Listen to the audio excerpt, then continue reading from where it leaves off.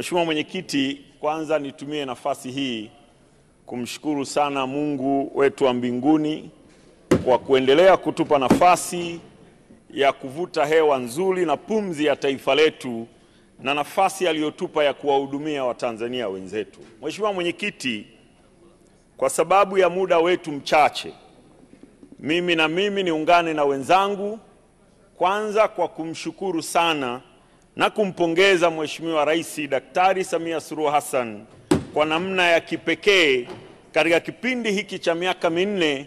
Hakika ameitendea haki Tanzania, hakika ameitendea haki Nyamagana, hakika amewatendea haki wananchi wa jiji la Mwanza.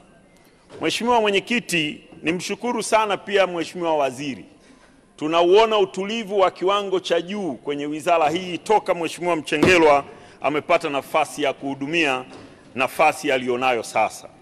Sasa Mheshimiwa Mwenyekiti, tunafahamu maendeleo ni mchakato wa muda mrefu, lakini ni maajabu makubwa sana tunaposema hakuna kilichosimama. Hakika tumekuwa tukimaanisha, na Mheshimiwa Mwenyekiti, tumekuwa tukimaanisha kwa sababu yale yote yanayojitokeza na tunaoyazungumza sasa ni mambo ambayo yametokea kwa muda mfupi na yameleta tija na matumaini makubwa kwa Watanzania. Mheshimiwa Mwenyekiti, tunapompongeza Daktari Samia Suluhu Hassan kwa watu wa Nyamagana na Watanzania wengine kwa kuongeza vituo vya afya na zahanati na kuboresha hospitali za wilaya na mikoa, tafsiri yake tusiitazame kwenye majengo, tafsiri yake tuitazame namna ambavyo ameokoa maisha ya watoto, maisha ya wakina mama, ameokoa maisha ya Watanzania ambao mara nyingi walikuwa wakipoteza maisha wakihangaika kujifungua, kutembea umbali mrefu na kadha wa kadha. Lakini tunapozungumzia uboreshaji wa sekta ya elimu msingi na sekondari, kila mmoja amesema hapa namna ambavyo shule za msingi zimeboreka, namna ambavyo sekondari zimeboreka.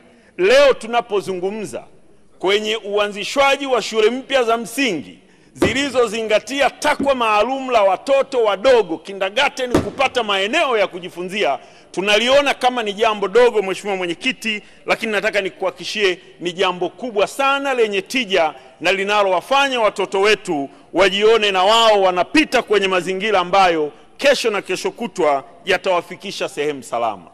Lakini mshukuru sana Mheshimiwa Rais, wakati anaingia madarakani, jiji la Mwanza tulikuwa na miradi mikubwa, miradi ya soko na stendi, miradi ambayo ilikuwa imetekelezwa kwa 15% peke yake. Lakini leo baada ya miaka minne ya Daktari Samia Suluhu Hassan, miradi imekamilika kwa 100% kwa zaidi ya bilioni 32, na hii sio jambo dogo. Na nilimwambie kakaangu Tabasamu alikuwa anaongea, yeye anataka miradi midogo. Kuna tofauti pia ya haya majimbo Mheshimiwa Mwenyekiti, ili nenyewe la kuzingatia sana. Unapozungumzia mradi wa bilioni 3, bilioni 2, kuna mazingira yake ya Sengerema unakubalika sana. Lakini ukija jiji la Mwanza, mradi wa bilioni 20, 12 pale Nyamagana ndio pala pake. Kwa hiyo nimtoe wasiwasi Mheshimiwa Tabasamu, kila mtu atapata kulingana na urefu wa kamba yake. Na hii ndio tafsiri ya miradi mikubwa ya kimkakati.